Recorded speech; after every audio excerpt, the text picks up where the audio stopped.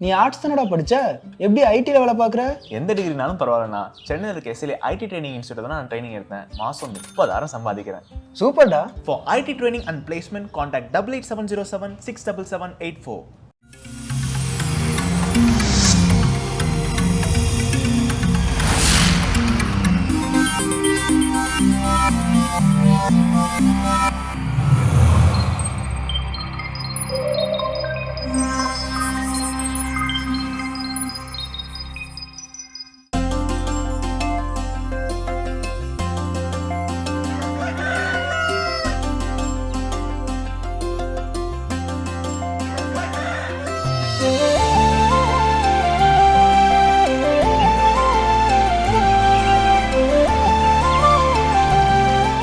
மாதா தொலைக்காட்சி அன்புள்ளங்கள் அனைவருக்கும் கடவுள் வணக்கம் நிகழ்ச்சியின் அன்பான வணக்கங்கள்.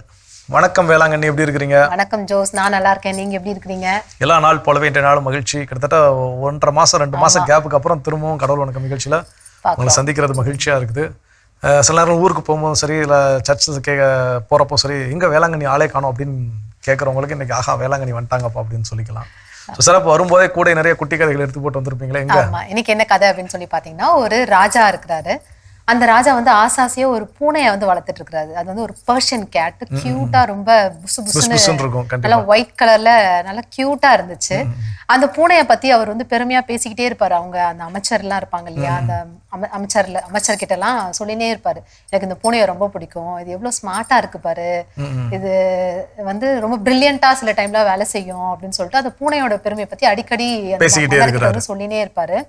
அதை எந்த அளவுக்கு அவருக்கு வந்து பிடிக்கும் அப்படின்னா, ஈவினிங் டைம்ல இந்த தீப்பந்தத்தை எடுத்துட்டு போவாங்க இல்லையா, அந்த தீப்பந்தத்தை எல்லாம் அவர் எடுத்துக்கிறதுக்கு யாரையும் கூப்பிட மாட்டாராம். அந்த பூனையோட தலை மேல குட்டி விளக்கு வச்சிருவாராம். அந்த பூனை வந்து நடந்துட்டு போகுமா, அதுக்கு பின்னாடி இவர் நடந்துட்டு போயிட்டு வரான். சோ அந்த அளவுக்கு அந்த பூனை வந்து அவர் ட்ரெயின் பண்ணி பெருமைப்படுத்துற மாதிரி அவர் வந்து பேசிக்கிட்டே இருப்பார் இல்லையா. அதனால அதை எப்படி எல்லாம் பெருமைப்படுத்த முடியுமோ அதை அவர் ட்ரெயின் பண்ணி வச்சுட்டு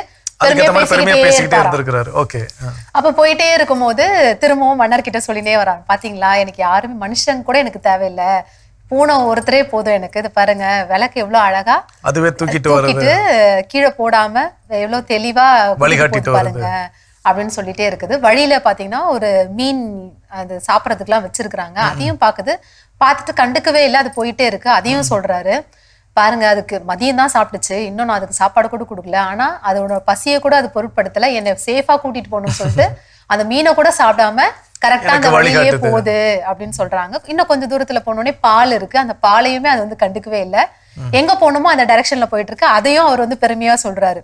இது எவ்வளவு லாயலா இருக்கு பாருனோடனே மன்னருக்கு இவருக்கு வந்து சிரிப்பு வந்துச்சு, அமைச்சருக்கு வந்து சிரிப்பு வந்துச்சு. ஏன் அப்படி சிரிக்கிறீங்க அப்படின்னு சொல்லி ராஜா கேட்ட உடனே, இவ்வளவு நேரம் நீங்க இதெல்லாம் சொன்னீங்க, அதெல்லாம் கூட நான் அக்செப்ட் பண்ணிக்குவேன், பட் பூனைய வந்து லாயல்லாம் சொல்லாதீங்க அப்படின்னு உடனே, ஏன் அப்படி சொல்ற, என் பூனை வந்து லாயல் தான் அப்படின்னு சொல்லிட்டு சொல்லிக்கிட்டே இருக்கிறாரு. உடனே இவர் வந்து சொல்றாரு, அமைச்சர் வந்து, நான் வேணா பூனை எவ்வளவு லாயலா இருக்குன்னு நாளைக்கு வேணா உங்களுக்கு ப்ரூவ் பண்றேன் அப்படின்னு சொன்னேன். சரி நாளைக்கு நீங்க ப்ரூவ் பண்ணி காட்டுங்க அப்படின்னு உடனே திரும்ப அடுத்த நாள் அதே மாதிரி தலையில நடந்து போயிட்டே இருக்கிறாங்க. திடீர்னு பாத்தீங்கன்னா அது போற வழியில எலி வந்து கிராஸ் ஆயிருத அந்த பூனை வந்து பாத்துருச்சு. அவ்வளவுதான், தலையில விளக்கு இருக்குதா, மன்னருக்கு நம்ம வழி காட்டுறோமா, எதுவுமே அதனோட மைண்ட்ல இல்ல, பின்னாடியே அது வந்து ஓடி போயிடுச்சு.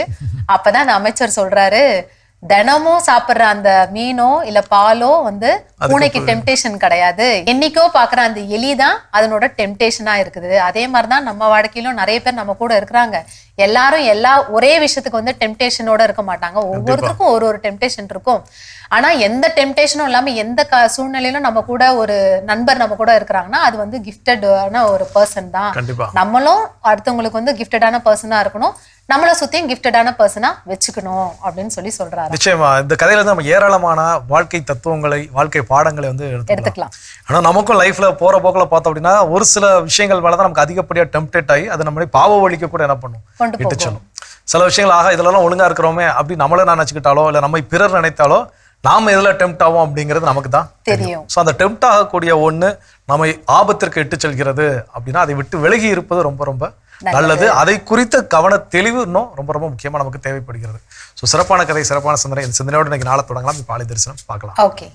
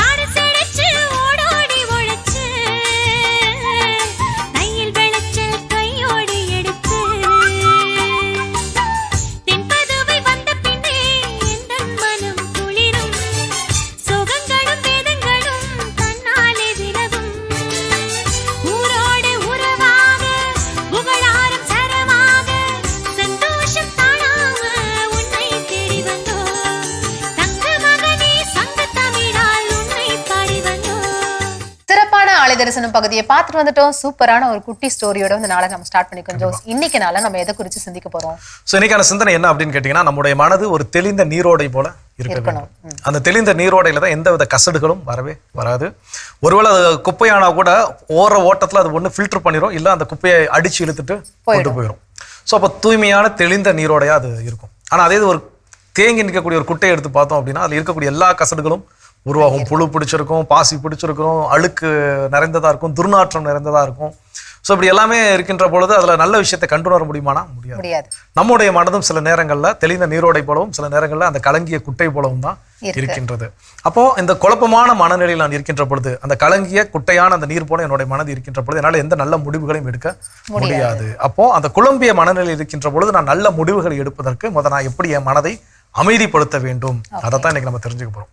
இப்போ முதல் விஷயம் என்ன சொல்றாங்க அப்படின்னு பார்த்தீங்கன்னா, பெரும்பாலான குழப்பமான மனநிலையில் இருக்கின்ற பொழுது என்ன நமக்கு பிரச்சனைனா, என்ன முடிவு எடுக்கன்னு தெரியாது. ஆனா நம்மளே வேகப்படுத்திக்கிட்டே இருப்போம். சீக்கிரம் முடிவு எடுக்கணும், ஐயோ எனக்கு என்ன முடிவு எடுக்குன்னு தெரியல. அதாவது அதுக்கு டெட்லைன் இருக்கா இல்லையா அதை பத்தி நம்ம கவலைப்பட மாட்டோம். இல்ல இந்த முடிவு இப்போ உடனே எடுத்தாக வேண்டிய முடிவு தானா அப்படிங்கிற யோசிக்க மாட்டோம். ஏற்கனவே குழப்பத்துல இருப்போம், சீக்கிரம் முடிவு எடுக்கணும் அப்படி நம்மளே என்ன பண்ணுவோம், ரஷ் பண்ணி. ஸோ அப்படி அவசரப்படுத்துறதுனால என்ன நடக்கும்னு பார்த்தீங்கன்னா, நல்ல முடிவுகள் எடுக்க முடியுமானா நிச்சயமா எடுக்க முடியாது. ஏற்கனவே நான் ஒரு குழப்படியான மனநிலையில இருக்கிறேன், இதுல என்னன்னா சீக்கிரம் முடிவெடு என்னை நானே நான் துரத்துனேன்னா என்னால நல்ல முடிவுகளை எடுக்க முடியுமா, அந்த எடுத்த முடிவுகளை செயல்படுத்த முடியுமான்னு கேட்டால் நிச்சயமா முடியாது. அப்போ குழப்பமான மனநிலையில இருக்கிறப்ப நாம செய்யக்கூடிய முதல் தவறு நம்மை நாமே அவசரப்படுத்துவது. அதை ஃபர்ஸ்ட் செய்யாம இருந்தாலே குழப்படியான மனநிலை அதுவாகவே கொஞ்ச நேரத்துல என்ன ஆயிரும், சரியாயிரும். ஸோ அப்போ நம்மை நாமே அவசரப்படுத்த கூடாது. அவசரப்படுத்தாம இருக்கும் போதே நமக்கு என்ன சொல்யூஷன் அப்படிங்கிறது நம்ம தெரிய வந்துறதுக்கு நேரம் கிடைக்கும் அப்படின்னு சொல்றீங்க. ஓகே, தொடர்ந்து பேசுவோம். அதுக்கு முன்னாடி அடுத்த பகுதியை பார்க்கலாம்.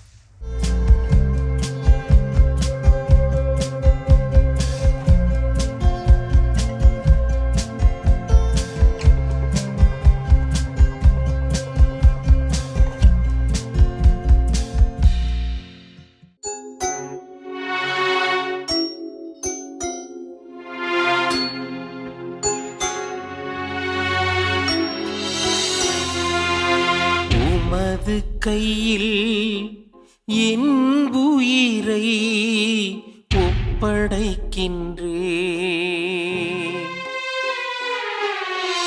உமது கையில் என் உயிரை ஒப்படைக்கின்றே,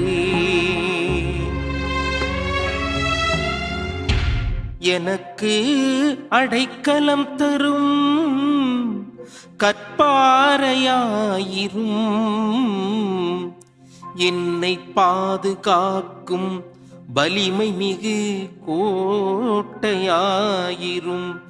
ஆம், என் கற்பாரையும் கோட்டையும் நீரே, உமது பெயரின் பொருட்டு எனக்கு வழிகாட்டி என்னை நடத்தியருளும்.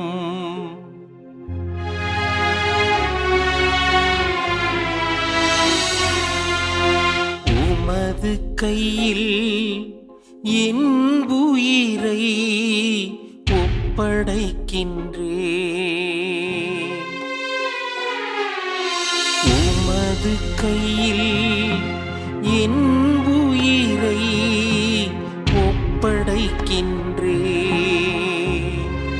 இயேசுவில் பிரியமுள்ள சகோதர சகோதரிகள், இந்த அருமையான காலை வேளையிலே நாம் ஜெபிக்கின்ற இந்த திருப்பாடல் துயரத்தை, மிகுதியான வருத்தத்தை, வேதனையை இறைவனிடத்திலே நாம் எல்லாவற்றையும் ஒப்பு கொடுக்கிறது, கொட்டி தீர்க்கிற ஒரு திருப்பாடலை இந்த காலை வேளையிலே நாம் தியானிக்கின்றோம்.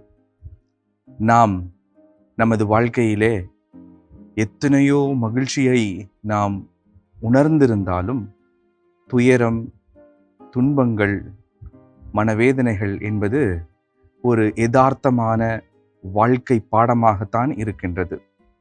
இந்த திருப்பாடலை நாம் ஜெபிக்கின்ற பொழுது நாம் நமது வேதனைகளை, துயரத்தை அழகாக இறைவன் பாதத்திலே சேர்ப்பதற்கு ஏதுவாக இருக்கின்றது. இந்த அருமையான நாளிலே இந்த திருப்பாடலை நாம் தியானிப்போம். திருப்பாடல் பல்லவியிலே நாம் ஜெபிக்கின்றோம், உமது கையில் என் உயிரை ஒப்படைக்கின்றேன் என்று நாம் ஜெபிக்கின்றோம். பிரியமுள்ளவர்களே, இந்த வார்த்தையை நாம் ஆண்டவர் இயேசுவிடத்திலே கேட்டிருப்போம். எங்கே என்றால், அவர் லூக்கா நற்செய்தி 23வது அதிகாரம் 46வது இறைவசனம், சிலுவையிலே தொங்கிய பொழுது இந்த வார்த்தையை சொல்லி நம்மை மீட்டெடுத்திருக்கின்றார். அவரது துயரமும் வேதனையும் சிலுவையிலே எண்ணிலடங்காதது, சொல்ல முடியாதது. அந்த துயரத்தையும் வேதனையையும் தந்தை இடத்திலே அவர் இந்த திருப்பாடலின் வார்த்தைகளை சொல்லி ஜெபிக்கின்றார், ஒப்பு கொடுக்கின்றார். ஒரு ஆறுதலை அந்த நிலையிலே அவர் பெற்றிருக்க கூடும். காரணம், தந்தையின் உறவு, தந்தையினுடைய அந்த அன்பை உணர்ந்தவராய் உனது கையில் என் உயிரை ஒப்படைக்கின்றேன் என்று ஜெபிக்கின்றார். இந்த திருப்பாடல் நிறைய விவிலிய கதை மாந்தர்களால் உபயோகப்படுத்தப்படுகிறது. திருப்பாடல் 31:6 நாம் பார்க்கின்றோம், பயனற்ற சிலைகளில் பற்றுடையோரை வெறுத்து ஆண்டவர் மீது நம்பிக்கை வைக்கிறேன் என்று யோனா இறைவாக்கினர் 2வது அதிகாரம் 8வது இறைவார்த்தையிலே ஜெபிக்கின்றார். அதே போல புனித ஸ்தேவான் திருத்தூதர் பணி நூல் 7வது அதிகாரம் 59வது இறைவார்த்தையிலே திருப்பாடல் 31:5 உமது கையில் என் உயிரை ஒப்படைக்கின்றேன் என்று அவரும் ஜெபிக்கின்றார். ஆக ஆழ்ந்த துயரம், ஆழ்ந்த வேதனை, கஷ்டங்கள், கண்ணீர், கவலைகள் இவைகள் நம் வாழ்விலே நடந்தேறிக்கொண்டே இருக்கின்ற ஒரு நிகழ்வாக இருக்கலாம். நாம் இந்த துயரத்தின் போது அவற்றை இறைவன் பாதத்திலே இந்த திருப்பாடல் வழியாக ஜெபமாக ஒப்பு கொடுத்து நாம் ஆறுதலை பெற்றுக்கொள்ள இந்த அருமையான நாளிலே அழைக்கப்படுகின்றோம். ஆக துயரத்தை எங்கே நான் சென்று சொல்வது, வேதனைகளை யாரிடத்திலே நான் அழுது புலம்புவது? மனிதரிடத்திலே அல்ல, கடவுளிடத்திலே நாம் அழுது புலம்புவதும் துயரத்தை வெளிப்படுத்தவும் இந்த நாளிலே நாம் கற்றுக்கொள்ள அழைக்கப்படுகின்றோம். ஆக ஆழ்ந்த துயரத்தை நாம் உணர்ந்து பார்க்க இந்த நாளிலே நாம் அழைக்கப்படுகின்றோம். பிரியமுள்ளவர்களே, இந்த துயரத்தின் போது நாம் என்னென்னவெல்லாம் செய்கின்றோம் என்றால், கடந்து வந்த பாதையை நாம் நினைத்து பார்க்கிறோம். இந்த திருப்பாடலே அழகாக தாவீது அரசர் ஜெபிக்கின்றார். உமது பேரன்பில் நான் களி கூறுவேன், அக்களிப்பேன், என் துன்பத்தை நீர் பார்த்திருக்கிறீர், என் இக்கட்டுகளையும் நீர் அறிந்துள்ளீர் என்று பல துயரமான நிகழ்வுகளிலே அவர் கடந்து வந்த பொழுது இறைவனுடைய பராமரிப்பை உணர்ந்து அதனையும் அவர் மகிழ்ச்சியாக பாடுகிறார். ஆக இந்த துயரம் ஒன்றுமல்ல, பல துயரங்களிலிருந்து இறைவன் என்னை மீட்டெடுத்து வந்திருக்கிறார்.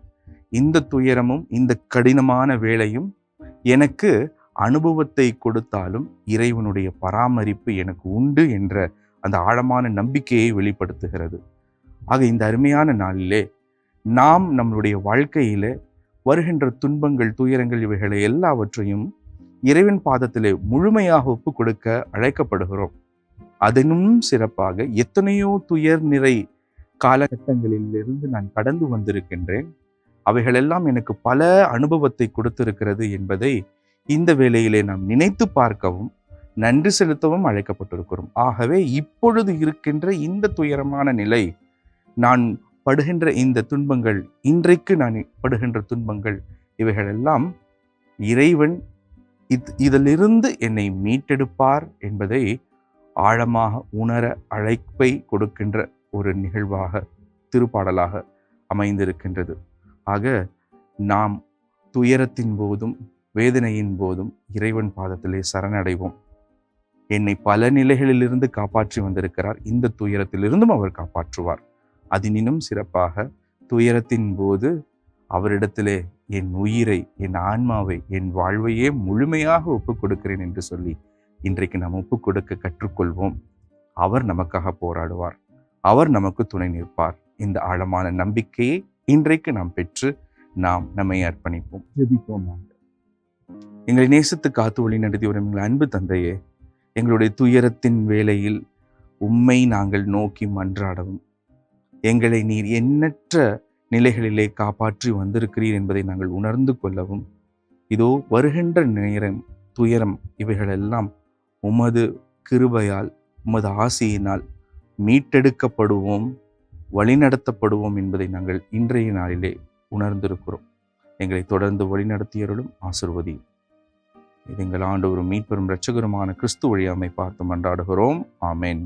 அருமையான தினம் ஒரு திருப்பாடல் பகுதி பார்த்துட்டோம். இன்னைக்கான திருப்பாடலும் கேட்டாச்சு. அதோட இன்னைக்கு நம்ம பேசிட்டு இருக்கிறோம். ஒரு குழப்படியான மனநிலையில் நான் இருக்கின்ற பொழுது நல்ல முடிவுகளை எடுக்க நான் செய்ய வேண்டிய செயல்கள் என்னென்னு பேசிட்டு இருக்கிறோம். அதில் அடுத்ததா என்ன சொல்றாங்க? அடுத்ததா ரொம்ப ரொம்ப முக்கியமான ஒரு விஷயத்த நம்ம யோசிச்சு பார்க்கணும் இந்த குழப்பமான சூழ்நிலையில அப்படின்னு சொல்றாங்க. என்னன்னா, இந்த எமோஷனலா திங்க் பண்றதை வந்து அவாய்ட் பண்ணணும் அப்படின்னு சொல்றாங்க. எமோஷனலானா இப்போ ஏதோ ஒரு டெசிஷன் நம்ம எடுத்தாகணும், ஏதோ ஒரு மேரேஜ் விஷயமோ, இல்லை தனி குடுத்தனத்துக்கு போறதுக்கோ, இல்லை ஏதோ ஒரு வேலை, இந்த இடத்துல இருந்து இன்னொரு இடத்துக்கு மாற போறோம் அப்படின்னு ஒரு முடிவு எடுக்க போறோம் அப்படின்னு இருக்கிற சூழ்நிலையில நம்ம வந்து எமோஷனலா திங்க் பண்ணக்கூடாது. அங்கிருந்து நம்ம மூவ் ஆகுறதுனால, அந்த வீட்டுல இருந்து நம்ம வேற வீட்டுக்கு போறதுனால, இந்த கல்யாணம் முடிக்கிறதுனால, இல்ல இந்த ஜாப் சேஞ்ச் பண்றதுனால என்ன growth இருக்குது, என்ன நமக்கு வந்து பிளஸ் அட்வான்டேஜஸ் இருக்கு அப்படிங்கிறத நம்ம யோசிக்கணுமே தவிர, நம்ம தனி கொடுத்தனம் போயிட்டா இவங்க என்ன நினைப்பாங்க, மத்தவங்கள என்ன சொல்லுவாங்க, சுத்தி இருக்கவங்கள ஏதாவது சொல்லிடுவாங்களோ, இல்ல வீட்டுல இருக்கவங்களே ஏதாவது தப்பா நினைச்சுக்குவாங்களோ, இல்ல ஒரு ஆஃபீஸ்ல ஒர்க் பண்றோம், இன்னொரு ஆஃபீஸ்க்கு ஒரு ஜாப் வேகன்சி உங்களுக்கு வந்திருக்கு, அந்த இடத்துல உங்களுக்கு கன்ஃபர்மேஷனும் கிடைக்க போகுது அப்படின்னும் போது, இந்த ஆஃபீஸ்ல இத்தனை வருஷம் நம்ம வேலை பார்த்துட்டோம், நம்மள நம்பிதான் இவங்க எல்லாரும் இது நம்ம கிட்ட கொடுத்துருக்காங்க, நம்ம இமீடியட்டா இப்ப போறோம்னு சொன்னா இவங்க என்ன நினைப்பாங்க நம்மளை பத்தி அப்படின்னு நம்ம யோசிக்காம, ரியாலிட்டி என்ன, அங்கிருந்து நம்ம மூவ் ஆகுறதுனால நமக்கு growth இருக்கா அப்படிங்கறதான் நம்ம பார்க்கணுமே தவிர, இந்த எமோஷனலா திங்க் பண்றதை அவாய்ட் பண்ணுங்க அப்படின்னு சொல்றாங்க. ஏன்னா எமோஷனலா திங்க் பண்ணும்போது அந்த இடத்துல ஃபியர் தான் இருக்கும், டெசிஷனே எடுக்க முடியாது, குழப்பத்திலே தான் இருப்போம். பட் ரியாலிட்டியா நம்ம திங்க் பண்ணும்போது அதுல இருந்து ஏதாவது ஒரு நல்ல சொல்யூஷன் நமக்கு கிடைக்கும் அப்படின்னு சொல்றாங்க. கண்டிப்பா அதுதான் உண்மையும் கூட. என்ன அப்படின்னா, நம்ம எமோஷனலா உணர்ச்சி ரீதியிலாக அணுகின்ற பொழுது அந்த உணர்ச்சி தான் மேலீடு இருக்கும். ஸோ அப்போ அங்க வளர்ச்சி இருக்குமானா அந்த உணர்ச்சிக்கு வளர்ச்சியை பத்திலாம் தெரியாது. அந்த முடிவு எடுத்தா எங்க அம்மா அப்பா ஹர்ட் ஆயிடுவாங்களோ, இல்லை நான் வேலை செய்யக்கூடிய ஆஃபீஸில் என்னுடைய மேல் அதிகாரிகள் காயப்பட்டு விடுவார்களோ, இது ஒருவேளை இப்படி என்ன தப்பா நினைச்சிருவாங்களோ, இந்த எண்ணம் இருக்கிறப்போ வளர்ச்சி அடையவே விடாது. அப்போ ரியல் ஃபேக்ட் என்ன, அந்த இதை நம்ம செப்பரேட் பண்ணி பார்க்க தெரிஞ்சிருச்சு அப்படின்னா, எனக்கு ஓகே இங்கேருந்து போகிறது கடினமாக இருந்தாலும் கூட, ஒருவேளை அவங்கள உண்மையிலே காயப்படுத்தினாலும் கூட, எனக்கு பதில் இன்னொரு அவங்க என்ன பண்ணிக்க போகிறாங்க, தேர்ந்தெடுத்துக்க போகிறாங்க. என்னோட இடத்த இன்னொருத்தர் வந்து இன்னும் சிறப்பாகவே கூட என்ன பண்ணலாம், செய்யலாம். Anything will happen at any second. So அப்போ அப்படிங்கிறப்போ அந்த ரியாலிட்டியை தெரிஞ்சுக்கத்தான் முற்பட வேண்டுமே தவிர, உணர்ச்சிகளோடு எந்த முடிவுகளையும் எடுக்கக்கூடாது. அது ஏற்கனவே குழம்புன உள்ளத்தை இன்னும் மேலும் குழப்பமடைய செய்துவிடும். ஸோ கற்றுக்கொள்வோம். இன்னும் வேற என்ன விஷயம் இருக்குங்கிறத தொடர்ந்து பேசுவோம். ஓகே.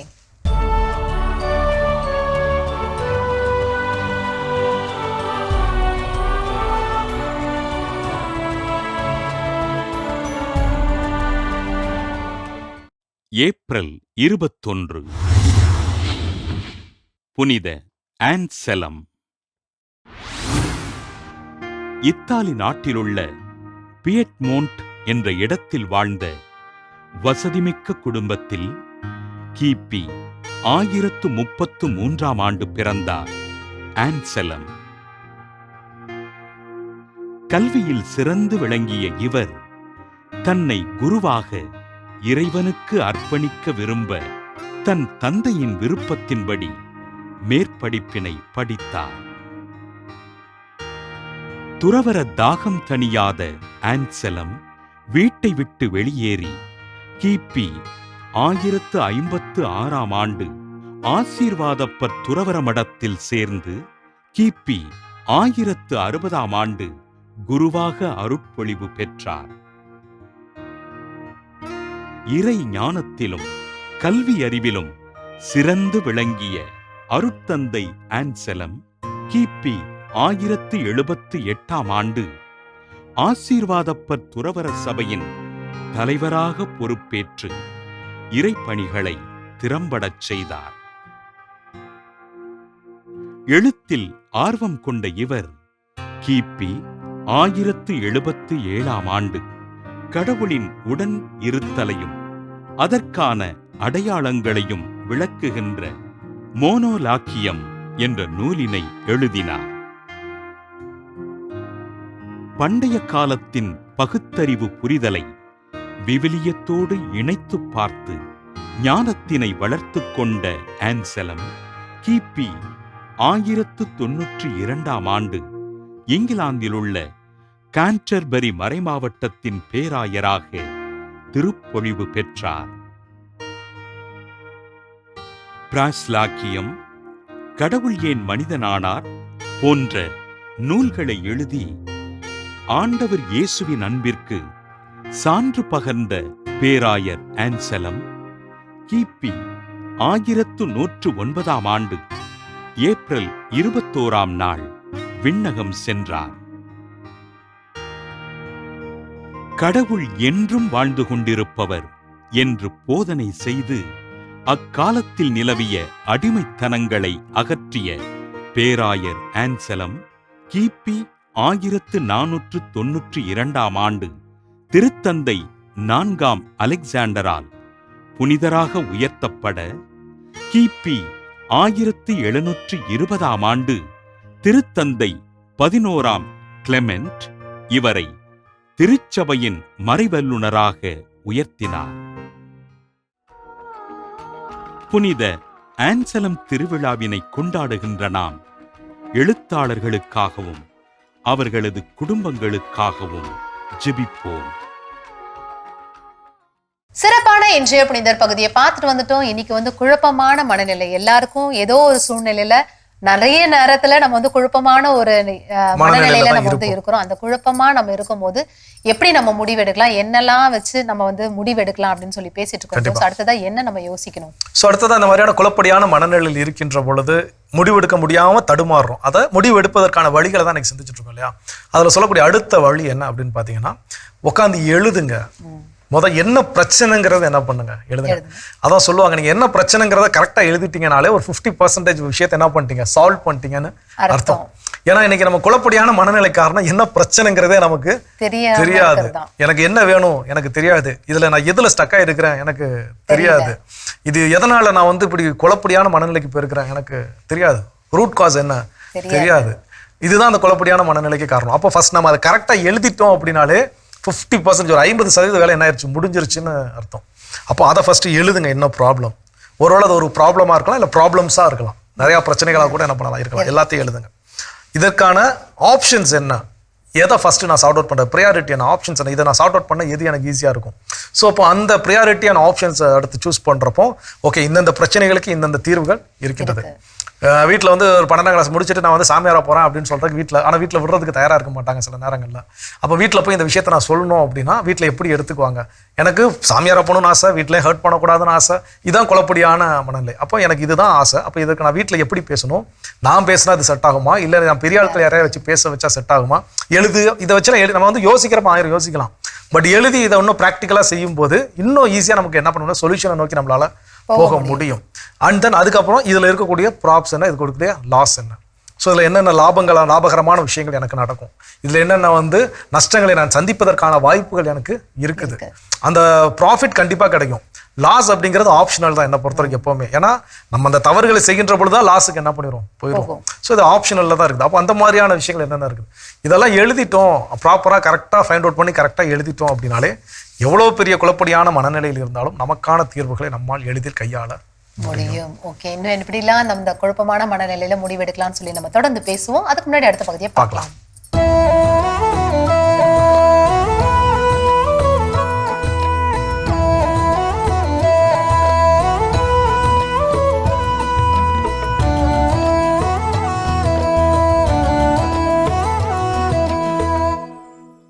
நதி திரும்பி செல்ல முடியாது.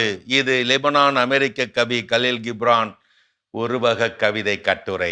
ஓடிக்கொண்டிருக்கும் நதியின் வாழ்க்கையும் ஓடிக்கொண்டிருக்கும் உனது வாழ்க்கையும் வெவ்வேறல்ல.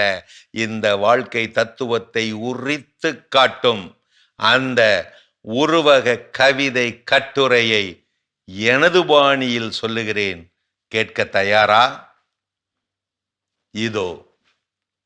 நதி திரும்பி செல்ல முடியாது. ஒவ்வொரு நதியும் கடலுக்குள் நுழையும் போது பயத்தால் தத்தளிப்பதாக சொல்லுவதுண்டு. நதி தான் கடந்து வந்த முழு பயணத்தையும் நினைத்து பார்க்கிறது. மலைகளும் குன்றுகளும் காடுகளும் நகரங்களும் என வளைந்து நெளிந்து கடந்து வந்த நீண்ட நெடிய பாதையை நினைவில் கொண்டு வருகிறது நதி. ஆம், இதோ இப்போது பயத்தில் தத்தளிக்கிறது. ராஜ நடை ஓட்டு நடந்து வந்த பல்லாயிரக்கணக்கான மைல்கள் கொண்ட தனது வாழ்க்கையின் எதிரில் உள்ள மிக பெரிய கடலில் கலப்பது என்பது காலங்காலமாய் வாழ்ந்த தன்னுடைய முழு அடையாளத்தையும் தொலைப்பதற்கு சமம் என்று ஒவ்வொரு நதியும் கடலுக்குள் நுழையும் போது பயத்திலே தத்தளிக்கிறது. ஆனால் நதிக்கு வேறு வழி இல்லை, அது திரும்பி செல்ல முடியாது. இந்த நிலையை நதி ஏற்றுக்கொண்டுதான் ஆக வேண்டும். அதுதான் இயற்கை, அதுதான் இயற்கை சொல்லிவிட்டு தொடர்கிறார் கலீல் கிப்ரான். இந்த இடத்தில் நதி ஒரு விஷயத்தை மறந்து விடுகிறது. ஒரு நதியின் கடலுக்குள் நுழைவு நதியின் முடிவு அல்ல, அபாயம் அல்ல, மிக பெரிய கடலின் ஆரம்பம் என்கின்ற அந்த விஷயத்தை நதி மறந்து விடுகிறது. ஆம், வெறுமனே விறு விறுவென்று ஓடிய நதி இதோ இப்போது சமுத்திரத்தோடு சமுத்திரமாக, கடலோடு கடலாக. ஆம் மானிடா, நீயும் திரும்பி செல்ல முடியாது, மறவாதே. இன்பங்கள் துன்பங்கள், சொந்தங்கள் பந்தங்கள், லாபங்கள் நஷ்டங்கள், நண்பர்கள் எதிரிகள், சாதனைகள் சோதனைகள், வரவுகள் இழப்புகள் போன்ற எந்த ஒரு நிலையையும் நதி போல் ஓடிக்கொண்டிருக்கும் உன் வாழ்க்கையில் திரும்பி செல்லவே முடியாது. நதியின் கடல் நுழைவு மரணம் அல்ல, கடல் வாழ்வின் ஆரம்பம். உனது மரண நுழைவும் அப்படித்தான், அது முடிவு அல்ல, விண்ணக நிரந்தர வாழ்வின் ஆரம்பம். அது அழிவு அல்ல, ஆண்டவரில் சங்கமம். ஆம், ஆறு ஓடிக்கொண்டே இருக்கிறது, சிந்தி சிதறி. வாழ்க்கையும் தான் ஓடிக்கொண்டே இருக்கிறது, சிந்தி சிதறி. தடைகளை மோதி கடக்கிறது ஆறு, சிக்கல்களை மோதி கடக்கிறது மனிதம். திசைகளை தேடிக்கொண்டே இருக்கிறது ஆறு, வாழ்க்கை திசையை தேடிக்கொண்டே இருக்கிறது மனிதம். எங்கு ஓடினாலும் நதியின் அடையாளம் தண்ணீர் தான். அதற்கு சாதி மதம் என்று வேறு அடையாளங்கள் என எதுவும் கிடையாது. அதுபோல்தான் மனிதனின் அடையாளம் மனிதம் மட்டுமே. கரைகள் இல்லா ஆறுகள் இல்லை, சட்ட திட்டமில்லா மனிதமும் இல்லை. ஆறு பிறந்த இடம் சில துளிகளில் தான், அடையும் இடமோ பெருங்கடல். நீயும் அப்படித்தான். கதைகள் ஆயிரம் நட்பே, தேங்கி கிடக்கும் குட்டைதான் கல்லெறிந்தால் கலங்கும். நதிகள் கலங்குகிறதே இல்லை, இயங்கிக் கொண்டே இரு, இறை உதவியோடு. அருமையான கதைகள் ஆயிரம் பகுதி பார்த்துட்டோம். எனக்கான கதையும் சிந்தனையும் கேட்டாச்சு. அதோட நம்ம பேசிட்டு இருக்கிறோம், ஒரு குழம்பிய மனநிலையில் இருக்கின்ற போது நல்ல முடிவுகள் எடுக்க வேண்டும் அப்படின்னா என்னெல்லாம் செய்யணும்னு பேசிட்டு இருக்கிறோம். அதில் அடுத்ததா என்ன செய்ய சொல்றாங்க? அடுத்ததா உண்மையாவே நமக்கு என்ன சொல்யூஷன் நமக்கு வேணும் அப்படிங்கிறத ஃபர்ஸ்ட் டிஃபைன் பண்ணுங்க. அந்த இடத்துல இந்த பிரச்சனையில எனக்கு இதுதான் சொல்யூஷனா வேணும் அப்படின்னா, ஒருவேளை இப்போ ஒரு இடத்துல நீங்க ஜாப் மாத்த போறீங்க அப்படின்னா அது என்ன காரணம் அப்படிங்கிறது நமக்கு தெரியணும் இல்லையா? சும்மா நம்ம இங்க இருந்து எனக்கு வேற வேலை கிடைச்சிச்சு போயிடுறோம் அப்படிங்கறது ரீசனா இருக்க முடியாது. ஏதோ ஒரு பர்சனல் growth-ஆ நமக்கு தேவைப்படலாம். இல்ல அந்த இடத்துல நமக்கு ஃபினான்ஷியலா நமக்கு salary increment நல்ல ஹைக் அங்க அதிகமா இருக்கலாம். சோ எதனால நம்ம இங்க இருந்து மாறுறோம்? இப்போ ஒருவேளை நான் ஒர்க் பண்ற அந்த இடத்துல நமக்கு அட்மாஸ்பியர் சரியில்லாம இருக்கலாம், யாராவது நமக்கு ப்ராப்ளம் கொடுத்துக்கிட்டே இருப்பாங்க. நல்லா நம்ம வேலை செஞ்சிருந்தாலும், டைம்க்கு வந்திருந்தாலும், டைம்க்கு ப்ராஜெக்டை முடிச்சிருந்தாலுமே ஏதாவது ஒரு நெகட்டிவ் தாட் நமக்கு பின்னாடி வந்துகிட்டே இருக்கு அப்படின்னும் போது, சரி அங்கிருந்து நம்ம மாறினா இது பர்சனலா நமக்கு நல்ல ஒரு growth கிடைக்கும் அப்படின்னு விருப்பப்படுறதா இருக்கலாம். இல்ல ஃபினான்ஷியலா நம்ம சொன்ன மாதிரி ஏற்கனவே ஒரு 10,000 எக்ஸ்ட்ரா கிடைக்குது அப்படின்னும் போது ஃபேமிலியை இன்னும் கொஞ்சம் ஸ்டெபிலிட்டியா மாத்தி கொண்டு போலாம் அப்படின்னு சொல்லி யோசிக்கலாம். சோ என்ன காரணம், என்ன நமக்கு சொல்யூஷன், இதுல இருந்து நமக்கு இந்த பிரச்சனையில இருந்து நமக்கு தேவைப்படுது அப்படிங்கறத தெளிவான ஒரு முடிவை நம்ம எடுக்கணும் அப்படின்னு சொல்றாங்க. கண்டிப்பா. ஏன்னா இந்த கேள்விகளுக்கான விடை கிடைச்சிருச்சு.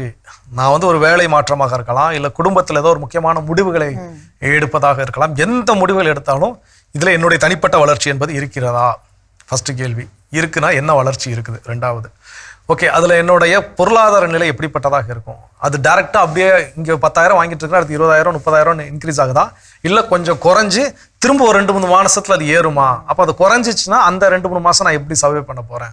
ஸோ இந்த மாதிரியான கேள்விகள் எல்லாம் நம்ம அடுக்கி அந்த கேள்விகளுக்கான விடையை கண்டுபிடிக்கிறப்போ எவ்வளோ குழப்படியான மனநிலையில் இருந்தாலும் நமக்கு என்ன அப்படின்னா, என்ன வேணும் அப்படிங்கிறது ஒரு பிரச்சனை, அந்த என்ன வேணும்னு தெரிஞ்சுக்கிறதுக்கு என்ன கேள்வி கேட்கணுங்கிறது அடுத்த பிரச்சனை. ஸோ இந்த 2 பிரச்சனை இருக்கிறப்போ நம்மளால என்ன வேணும்னு நமக்கு தெரியாது, அந்த என்ன வேணுங்கிறத தெரிஞ்சுக்கிறதுக்கு என்ன கேள்வி கேட்கணும்னு நமக்கு தெரியாது. ஸோ இப்போ இங்கே கேட்கக்கூடிய கேள்விகள் அதான், பர்சனல் க்ரோத் இருக்குதா, ஃபினான்ஷியல் க்ரோத் இருக்குதா, ஃபேமிலியோட ஸ்டெபிலிட்டி எப்படி நம்மளால கண்டினியூவாக கொண்டு போக முடியும். ஸோ இந்த கேள்விகளுக்கெல்லாம் சரியான விடை எது தருகிறதோ அது நமக்கான சரியான தீர்வாக இருக்கும். கற்றுக்கொள்வோம். இன்னும் வேற என்ன விஷயம் இருக்குங்கிறத தொடர்ந்து பேசுவோம். அதுக்கு முன்னாடி ஒரு சின்ன பிரேக் போலாம். நிச்சயமா.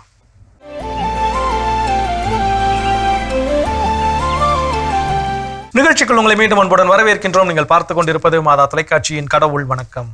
சிறப்பான நாளில் இன்னைக்கு மகிழ்ச்சியா நம்ம பேசிட்டு இருக்கிறோம். குழம்பிய மனநிலையில் இருக்கின்ற பொழுது நல்ல முடிவுகளை எடுப்பதற்கு செய்ய வேண்டிய செயல்கள். அடுத்ததா என்ன சொல்றாங்க? குழம்பிய மனநிலையில இருக்கும்போது ஒரு பெரிய டெசிஷனை எடுக்க போறோம் அப்படின்னா நமக்கே ஒரு டவுட்டா தான் இருக்கும். இவ்வளவு பெரிய டெசிஷன் இந்த நேரத்துல நம்ம எடுக்க முடியுமா, இது நம்ம செய்யலாமா, செஞ்சா ஒரு நல்ல காரியம் நடக்குமா அப்படின்னு சொல்லி நமக்கே ஒரு டவுட் இருக்கும். ஒருவேளை அப்படி உங்களுக்கு இந்த பெரிய டெசிஷனை எடுக்க முடியல அப்படின்னாக்கா அதை வந்து ஸ்பிளிட் பண்ணிக்கோங்க அப்படின்னு சொல்றாங்க. அது பெரிய டெசிஷனை அடையிறதுக்கு சின்ன சின்ன முடிவுகளா எடுத்து அதனோட சொல்யூஷன்ஸ் அதெல்லாம் கரெக்டா நம்மளால அட்டைன் பண்ண முடியுதா, ரீச் பண்ண முடியுதா, அதனால நல்ல அந்த பெரிய டெசிஷனை நம்மளால ரீச் பண்றதுக்கு எந்த ப்ராப்ளமும் இல்லாம நம்ம போய் முடிக்க போறோமா அப்படின்னு சொல்லிட்டு சின்ன சின்னதா அதை வந்து டிவைட் பண்ணி அந்த டெசிஷனை நீங்க வந்து எக்ஸிக்யூட் பண்ணி பாருங்க அப்படின்னு சொல்றாங்க. கண்டிப்பா இதுக்கு பிராக்டிகலா ஒரு எக்ஸாம்பிள் சொல்லலாம் அப்படின்னா, காதல் திருமணம் பண்ணவங்க இருப்பாங்க. அதுக்கு தான் மோஸ்ட்லி எல்லா அதை ட்ரை பண்ணுவாங்க. விஷயம் என்ன அப்படின்னா, வீட்டுல 2 பேர் வீட்டுல பெர்மிஷன் ஆகணும். அப்போ பொண்ணு வீட்டுல அக்செப்ட் பண்ணணும்னா பையன் நல்ல ஒரு வேலையில இருக்கணும். அப்ப வேலையை ஃபர்ஸ்ட் நல்ல வேலை வேணும். அப்ப அந்த வேலையை நான் என்ன பண்ணணும், தேடி கண்டுபிடிச்சு அந்த வேலையில நான் பெர்மனன்ட் பண்ணிக்கணும். முதல் டாஸ்க். ரெண்டாவது ஓகே, ரெண்டாவது ஏதாவது வச்சு அக்செப்ட் பண்ணுவாங்க. ஓகே, ஒரு நல்ல வீடு. ஓகே, அப்போ இதுதான் அந்த பெரிய டாஸ்க் வந்து திருமணம். அந்த வாழ்க்கையில போய் சேரணும் அப்படிங்கிற எண்ணம் அப்படிங்கிறதான். அப்போ அதை சின்ன சின்ன டாஸ்கா பிரிச்சு பிரிச்சு பிரிச்சு பிரிச்சு செய்கின்ற பொழுது ஒரு கட்டத்தில் 2 வீட்டார் சம்மதத்தோடும் அங்கே திருமணம். ஸோ இதே மாதிரி லைஃப்ல எல்லா விஷயம் நமக்கு தெரியாமலாம் கிடையாது, இதை நம்ம எக்ஸ்பீரியன்ஸ் பண்ணாமலும் கிடையாது. எல்லாருமே ஒரு விஷயத்துல நம்ம இதெல்லாம் ட்ரை பண்ணியிருப்போம். நிச்சயமாக. இது அரேஞ்ச் மேரேஜா இருந்தாலும் கூட, அரேஞ்ச் மேரேஜா இருந்தாலும் இப்போ ஒரு மாப்பிள்ளை வந்து பொண்ணு தேடி போறாங்க அப்படின்னா அந்த மாப்பிளைக்கு நல்ல வேலை இருக்கணும் ஃபர்ஸ்ட், அவங்க நல்ல ஒரு ஃபினான்ஷியல் பேக்ரவுண்ட் இருக்கு. இதெல்லாம் இருந்தால் தான் பொண்ணு வீட்டில் என்ன பண்ணுவாங்க, அக்செப்ட் பண்ணிக்குவாங்க. அப்போ அந்த பேக்ரவுண்டை ரெடி பண்றதுக்கு முன்னாடி அதை என்ன பண்ணிருக்கணும், சின்ன சின்ன டாஸ்கா அந்த வேலையை செய்யறது, அந்த வேலையில பெர்மனண்டா இருக்கிறது, நல்ல சேலரி வாங்குறது, ஒரு ஃபினான்ஷியல் பேக்ரவுண்ட் ரெடி பண்றது. ஸோ டாஸ்க் எப்படி எல்லாமே எங்க பார்த்தாலும் இந்த மாதிரி நம்ம பயன்படுத்தி இருப்போம். ஸோ இதை நம்ம லைஃப்ல குழம்பிய மனநிலையில் இருக்கிறப்ப என்ன பண்ணிடுவோம், இதை நம்ம மறந்துடுவோம். ஸோ இதை மறக்காமல் எவ்வளவு பெரிய வேலையா இருந்தாலும் அதை சின்ன சின்னதா பிரிச்சு செய்கின்ற பொழுது நிச்சயமாக நாம் விரும்பியதை நம்மால் பெற்றுக்கொள்ள முடியும். கற்றுக்கொள்வோம். இன்னும் வேற என்ன விஷயம் இருக்குங்கிறத தொடர்ந்து பேசுவோம். ஓகே.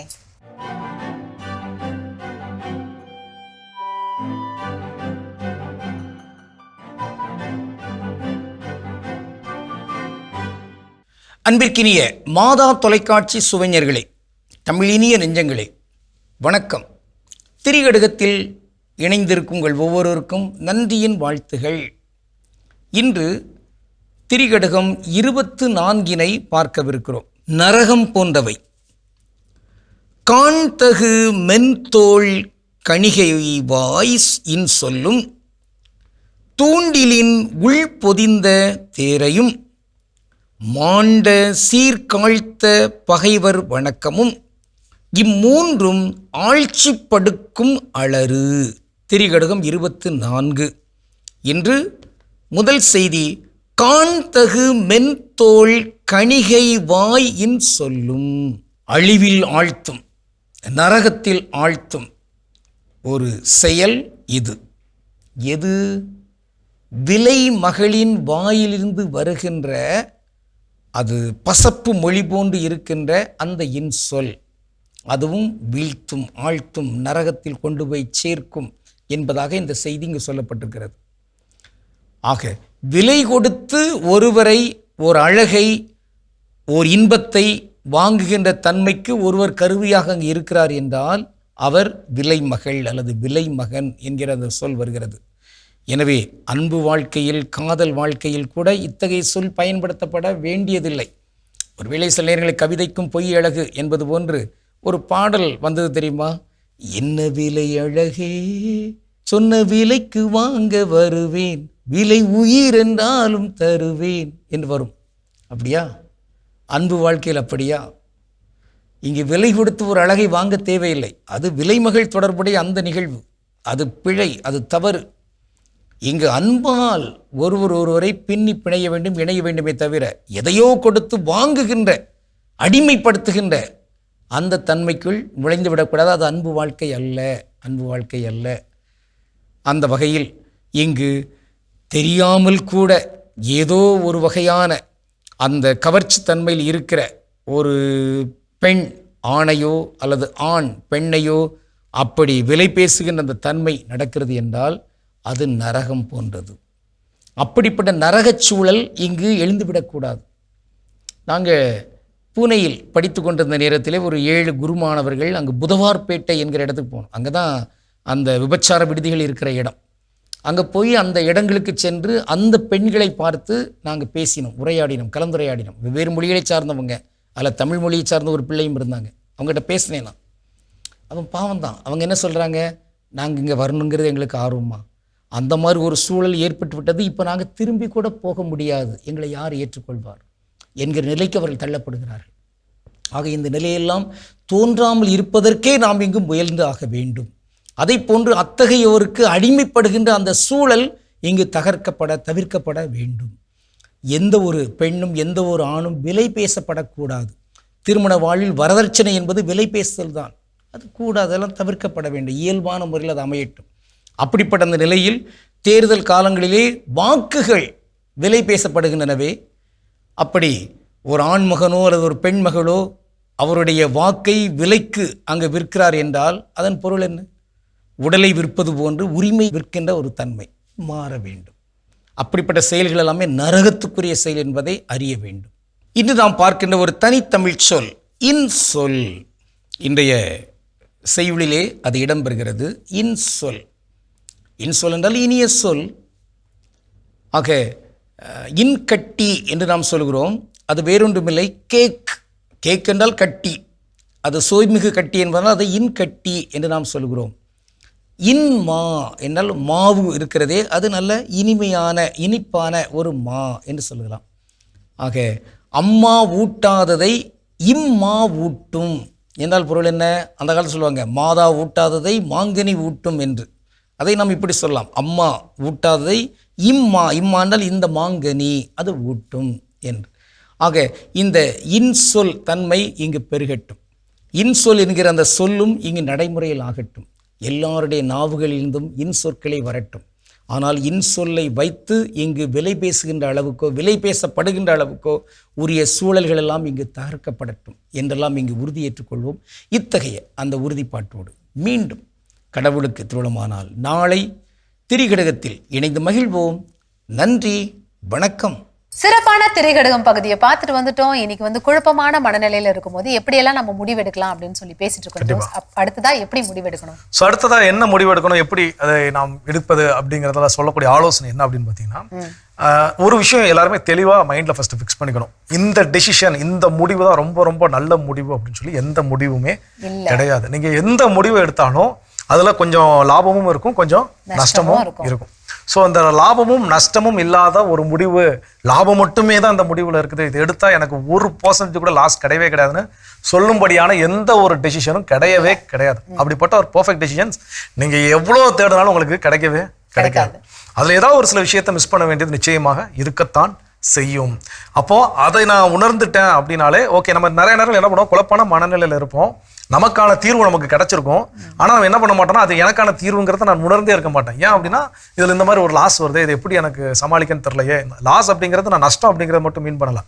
மேபி அந்த முடிவு எடுக்கிறப்ப நமக்கு ஒரு காயப்படுத்துற மாதிரியான ஒரு சூழல் ஏற்படலாம். இல்ல ஒரு சில நம்மளை புரிந்து கொள்ளாமல் நம்மை பற்றி அவதூறு பேசக்கூடிய ஒரு நிலை என்ன பண்ணலாம், ஏற்படலாம்.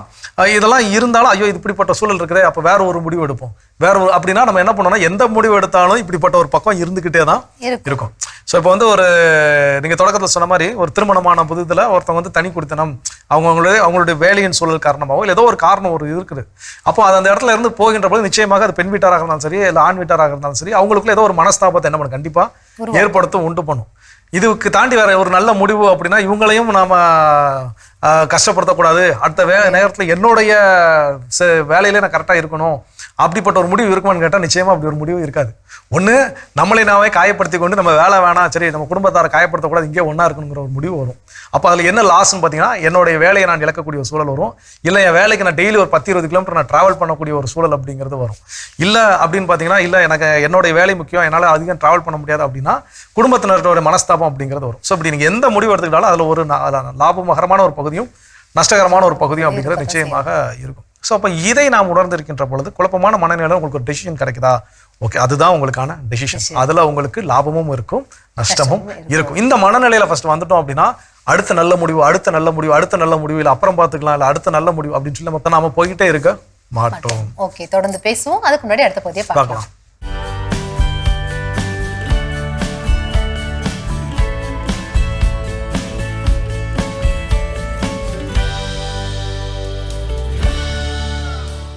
இந்த டிஜிட்டல் உலகில் நாம் பார்க்கும் முகம் அனைத்தும் உண்மையா?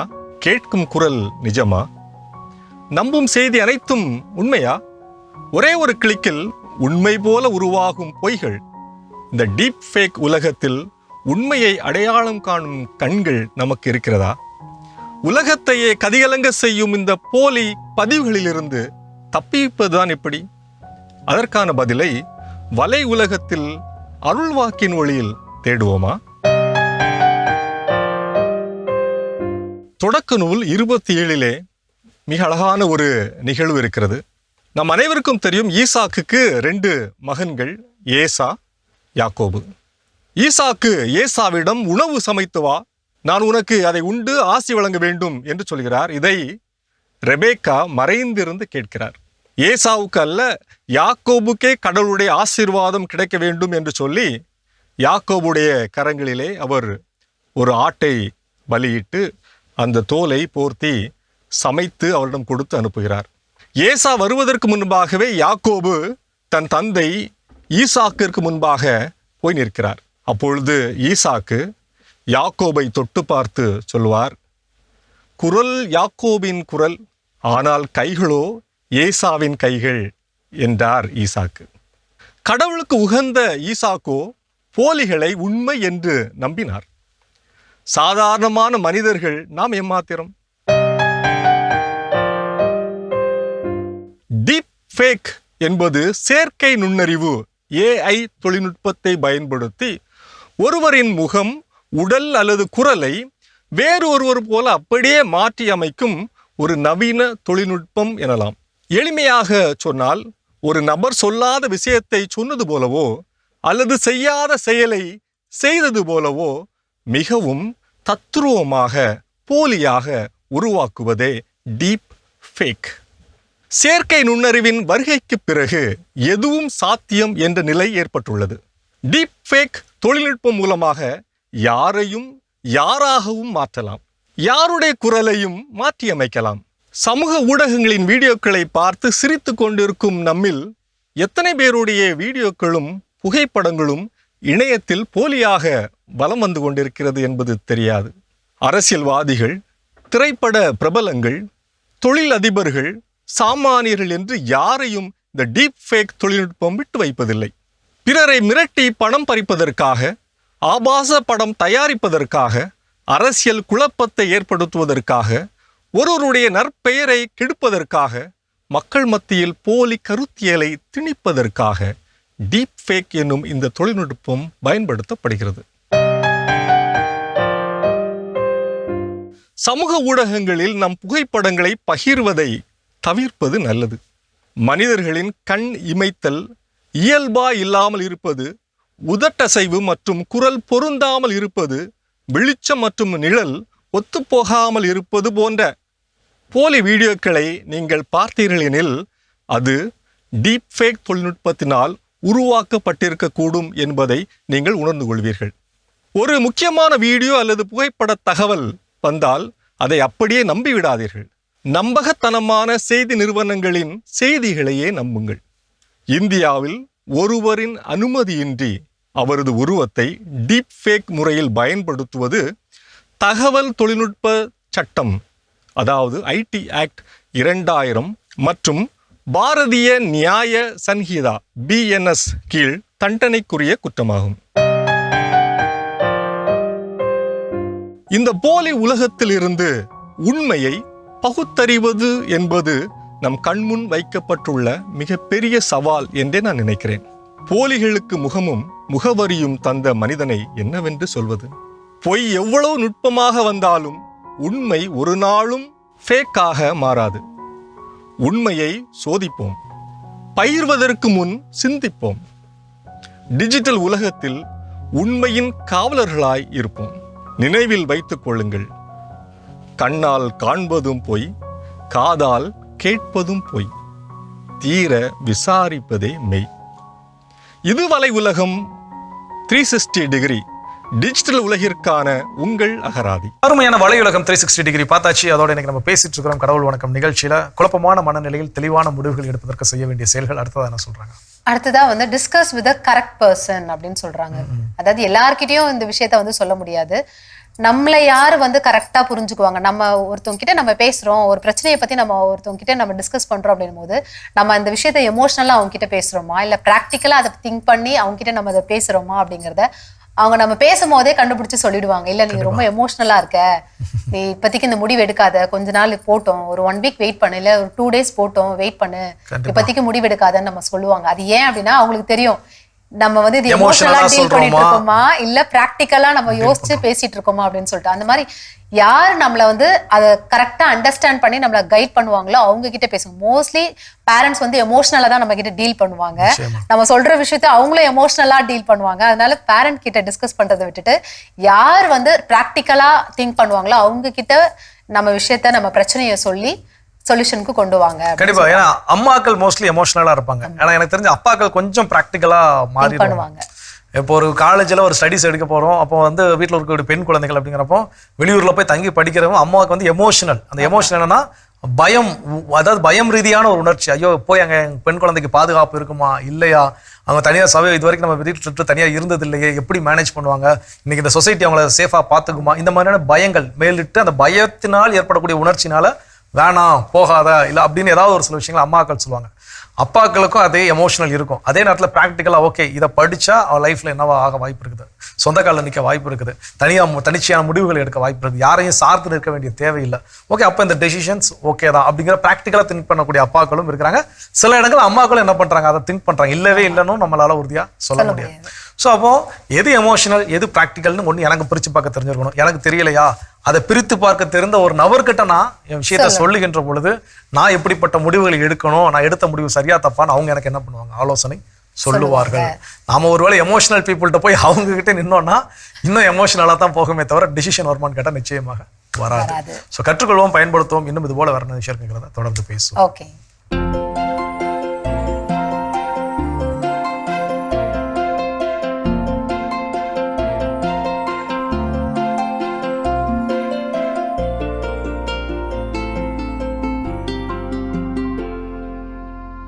அனைவருக்கும் வணக்கம்.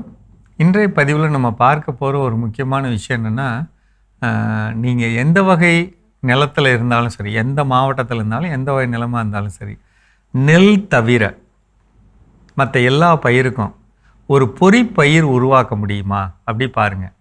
எந்த பயிர்லலாம் நமக்கு பூச்சி தாக்கம் அதிகமாக இருக்குது, புழு தாக்கம் அதிகமாக இருக்குது அப்படின்னு உங்கள் மனசுக்கு படுதோ, முக்கியமாக தக்காளி, கத்தரி, வெண்டைக்காய், மிளகாய் அல்லது எல்லா விதமான காய்கறி பயிர்கள், பருத்தி, இது மாதிரி பயிர்களுக்கெல்லாம் மக்காச்சோளம் இருக்கு இல்லைங்களா, 1/2 அடிக்கு 1 அப்படிங்கிற மாதிரி விதையை நிலத்தோட எல்லா பக்கத்துலேயும் நட்டு வைக்கலாம். அதிலிருந்து ஒரு